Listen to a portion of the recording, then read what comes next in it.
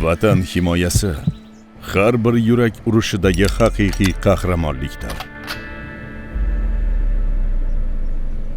Xizmat qilish tarixga qadam qo'yish demakdir. Harbiylik vatanni sevishning eng oliy shakli. U qalbdan berilgan qasamyod.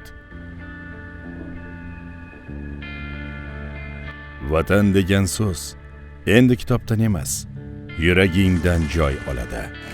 Va sen o'sha kundan boshlab nafaqat o'zing, balki eling uchun yashay boshlaysan.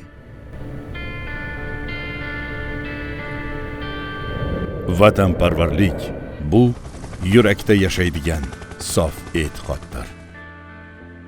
Yurtini sevgan inson har bir nafasda uni himoya qiladi.